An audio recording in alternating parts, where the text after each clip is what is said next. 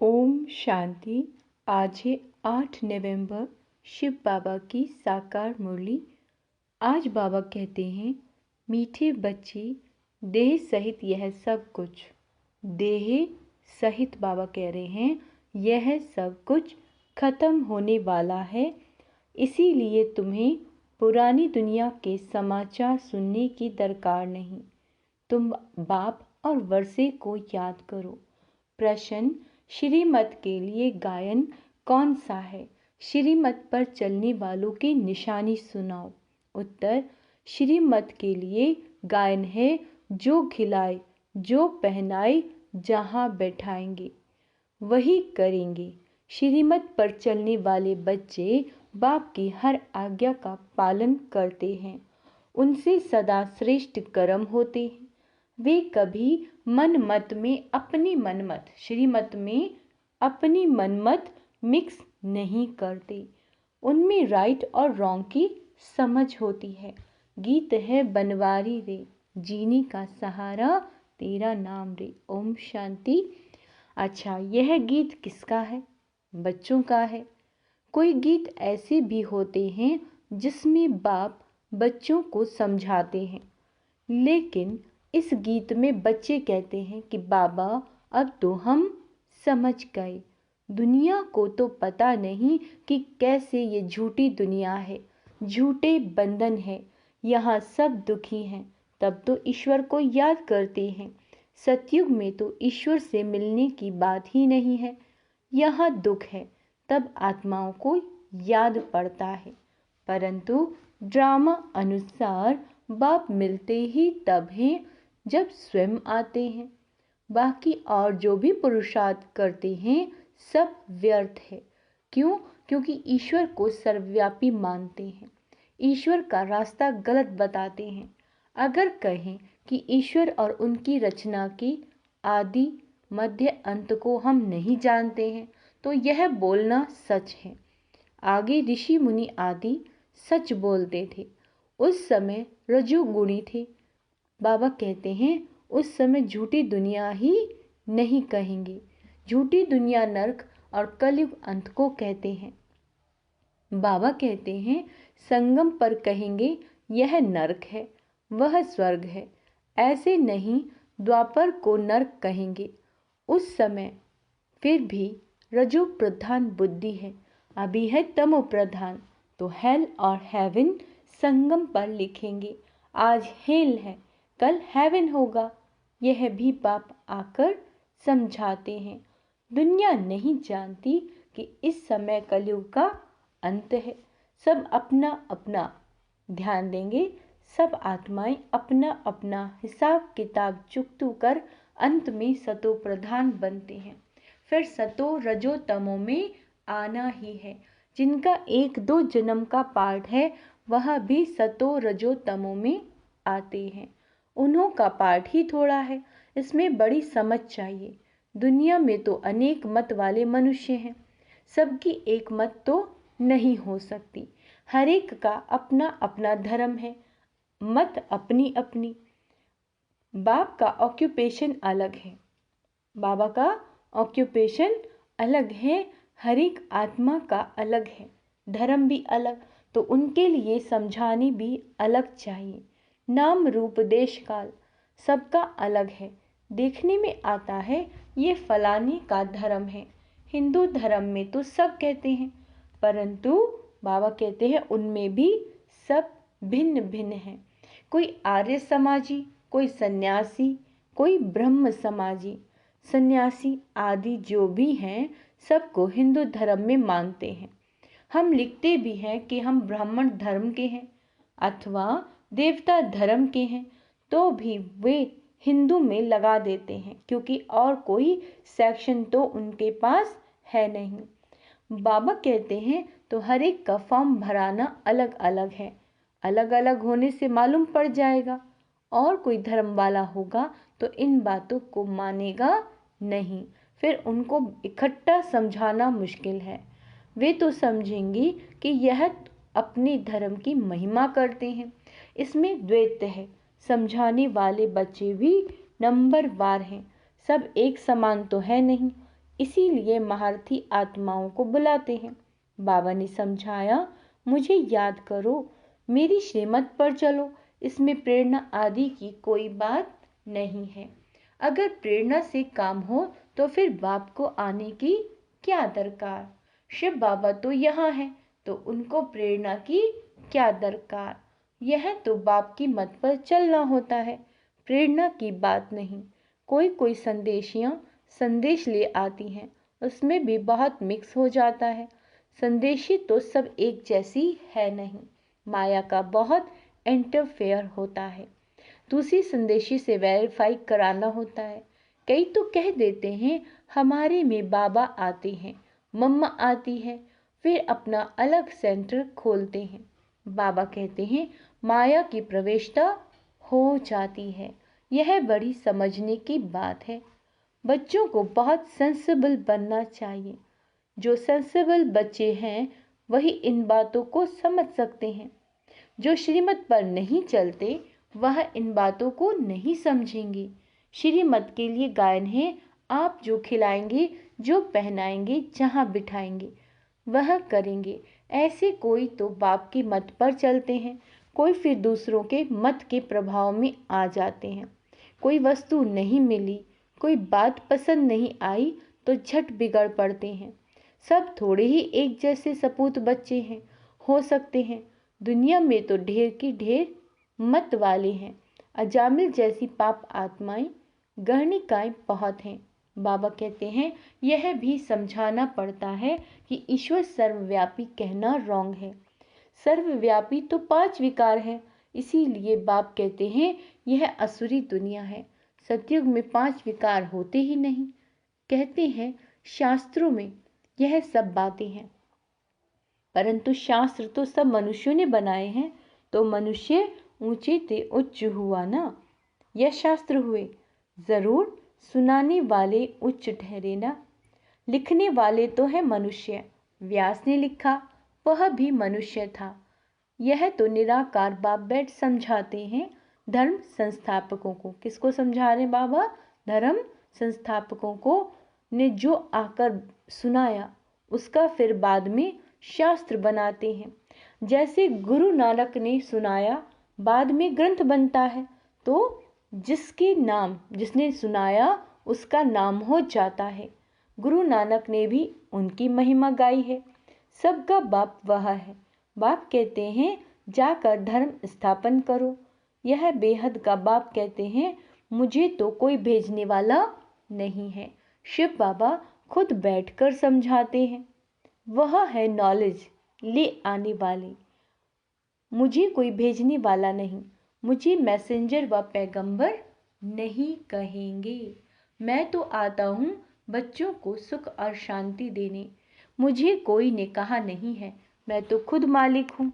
मालिक को तो मानने वाले होते हैं, परंतु उनसे पूछना चाहिए कि तुम मालिक का अर्थ क्या है। वह मालिक है, हम उनके बच्चे हैं, तो जरूर वर्षा मिलना चाहिए। बाबा कहते हैं हमारा बाबा। बच्चे कहते हैं ना, क्या कहते हैं? हमारा बाबा। तो बाप के धन के तुम मालिक हो।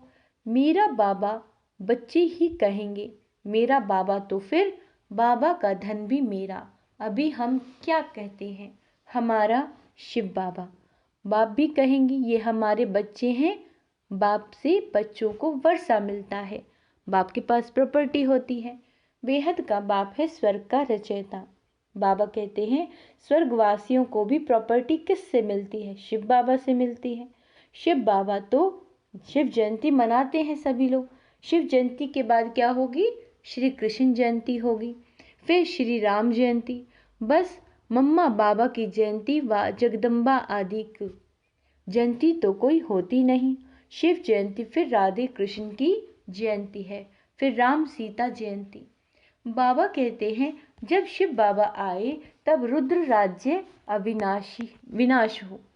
जब बाबा आएंगे यह राज भी कोई समझते नहीं। बाप बैठ समझाते हैं, वो आते हैं जरूर। बाप को क्यों बुलाते हैं? कृष्णपुरी है स्थापना करने के लिए। तुम जानते हो शिव जयंती बरोबर होती है। शिव बाबा नॉलेज दे रहे हैं, आदि सनातन देवी देवता धर्म की स्थापन हो रही है। शिव जयंती बड़ी से बड़ी जयंती है। फिर ब्रह्मा विष्णु शंकर। अब प्रजापिता ब्रह्मा तो मनुष्य सृष्टि में है। फिर रचना में मुख्य है लक्ष्मी नारायण, तो शिव है माता पिता। फिर माता पिता ब्रह्मा और जगत अम्बा भी आ जाते हैं। यह समझने और धारण करने की बातें हैं। पहले पहले समझाना है, बाप परम पिता परमात्मा आते हैं पतितों को पावन बनाने। वह नाम रूप से न्यारा हो तो उनकी जयंती कैसे हो सकती है। गॉड को फादर कहा जाता है। फादर को तो सब मानते हैं, निराकार है ही आत्मा और परमात्मा। आत्माओं को साकार शरीर मिलता है, यह बड़ी समझने की बातें हैं। जो कुछ भी शास्त्र आदि नहीं पढ़ा हुआ है तो उसके लिए और ही सहज है। आत्माओं का बाप है वो परम पिता परम आत्मा। परम पिता परमात्मा स्वर्ग की स्थापना करने वाला है। स्वर्ग में होती है राजाएं, तो जरूर उनको संगम पर आना पड़े। सतयुग में तो आ न सके। वह प्रारब्ध 21 जन्मों का वर्षा संगम पर ही बाबा कहते हैं मिलता है। ये संगम युग है ब्राह्मणों का। अच्छा, ब्राह्मण है चोटी और फिर है देवताएं।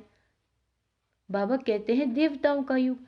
हर एक युग 1250 वर्ष का है।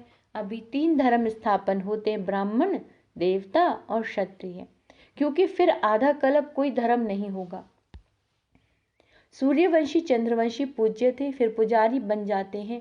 वह ब्राह्मण तो किस्म किस्म के होते हैं। अभी तुम अच्छी कर्म कर रही हो तो फिर सतयुग में प्रारब्ध पाओगे। बाप अच्छे कर्म सिखलाते हैं। तुम जानते हो हम श्रीमत पर जैसे कर्म करते हैं औरों को आप समान बनाएंगे तो उसकी प्रारब्ध मिलेगी। अभी सारी दुनिया स्थापन होती है। आदि सनातन देवी देवता धर्म की स्थापना होती है। बाबा कह रहे हैं ये है प्रजा का प्रजा पर राज्य। पंचायती राज है। अनेक पंच है, नहीं तो 5 पंच होते। यहाँ तो सब पंच ही पंच हैं। तो भी आज है कल नहीं, आज है कल नहीं होगा। आज मिनिस्टर है, कल उनको उतार देते हैं। एग्रीमेंट कर दे, कैंसिल कर देते हैं। ये है अल्पकाल का क्षणभंगुर। किसको भी उतारने में देरी नहीं करते। कितनी बड़ी दुनिया है। अखबार से, बाबा कहते हैं अखबारों से कुछ ना कुछ पता पड़ता है। इतने सब अखबार तो कोई पढ़ नहीं सकता। हमको इस दुनिया के समाचार की दरकार नहीं। ये तो जानते हो देह सहित सब कुछ इस पुरानी दुनिया का खत्म हो जाने वाला है। बाबा कहते हैं सिर्फ मुझे याद करो तो तुम मेरे पास आ जाओगे। मरने के बाद सारा साक्षात्कार होगा। शरीर छोड़कर फिर आत्मा भटकती भी है। उस समय भी हिसाब किताब भोग सकते हैं। साक्षात्कार सब होता है, अंदर ही होता है। साक्षात्कार करते हैं, क्या कह रहे हैं बाबा, अंदर ही साक्षात्कार करते हैं। भोगना भोगते हैं, बहुत पछताते हैं कि हमने नाहक ऐसा किया। पश्चाताप होता है ना। कोई जेल बर्ड होते हैं, वो कहते हैं जेल में खाना तो मिलेगा। मतलब खाना खाने से काम है ना। इज्जत की तो कोई परवाह ही नहीं है तुमको तो कोई तकलीफ नहीं है। बाप है ही, बाप है तो बाप की श्रीमत पर चलना है। ऐसे भी नहीं किसी को दुख देंगे। वह तो है ही, बाबा कहते हैं सुखदाता। आज्ञाकारी बच्चे तो कहेंगे बाबा जो आप डायरेक्शन देंगे, तुम ही संग बैठूं, तुम ही संग खाऊं। ये शिव बाबा के लिए गाया हुआ है। भगीरथ अथवा नंदी गण भी मशहूर है। लिखा हुआ है ना, माताओं के सिर पर कलश रखा। बाबा कहते हैं तो वह फिर गौ दिखाती हैं। क्या बातें दिखा दी हैं। बाबा कह रहे हैं क्या क्या बातें दिखा दी हैं। इस दुनिया में कोई एवर हेल्दी हो नहीं सकता। अनेक प्रकार के रोग हैं, वहाँ कोई रोग नहीं। ना कभी अकाले मृत्यु होती है। समय पर साक्षात्कार होता है। बूढ़ों को तो खुशी होती है, बूढ़े जब होते हैं तो खुशी से शरीर छोड़ते हैं। साक्षात्कार होता है कि हम जाकर बच्चा बनूंगा। अभी तुम जवानों को भी इतनी खुशी है कि हम शरीर छोड़कर जाकर प्रिंस बनेंगे। बच्चे हो या जवान हो, बाबा कहते हैं मरना तो सबको है ना। तो सबको ये नशा रहना चाहिए कि हम जाकर प्रिंस बनेंगे। ज़रूर जब सर्विस करो तब तो बनो, खुशी होनी चाहिए ना। अभी हम पुराना शरीर छोड़कर बाबा के पास जाएंगे। बाबा फिर हमको स्वर्ग में भेज देंगे। सर्विस करनी चाहिए। बच्चों ने गीत सुना, बंसी वाला श्री कृष्ण तो है नहीं, मुरली तो बहुतों के पास होती है, बहुत अच्छे बजाते हैं, इसमें मुरली की बात नहीं है। तुम तो कहते हो श्रीमत एक बाप ही देते हैं। जब तक कोई बच्चा नहीं बनता तब तक की बातें समझ भी नहीं सकते। बाबा कहते हैं और इसमें फिर श्रीमत पर चलने की बात है। अपनी मत पर चलने से थोड़े ही उच्च पद पा सकते हैं। बाप को जानते हैं, वह बाप का परिचय औरों को देंगे। बाप और रचना का परिचय देना, किसी को बाप का परिचय नहीं देती तो गोया खुद जानते हो नशा, अपने को नशा चढ़ा हुआ है तो औरों को भी चढ़ाना है। अच्छा, मीठे मीठे सिक्के लदे बच्चों प्रति माता पिता बाप दादा का याद प्यार और गुड मॉर्निंग। रूहानी बाप की रूहानी बच्चों को नमस्ते। हम रूहानी बच्चों की रूहानी बाप दादा को याद प्यार गुड मॉर्निंग नमस्ते बाबा। धारणा के लिए मुख्य सार, श्रीमत पर सदा श्रेष्ठ कर्म करने हैं, दूसरों की मत के प्रभाव में नहीं आना है, सपूत बन हर आज्ञा का पालन करना है, जो बात समझ में नहीं आती उसे वेरीफाई जरूर करना है। बाबा कहते हैं सदा इसी नशे में रहना है, खुशी में रहना है कि हम पुराना शरीर छोड़कर नया प्रिंस बनेंगे।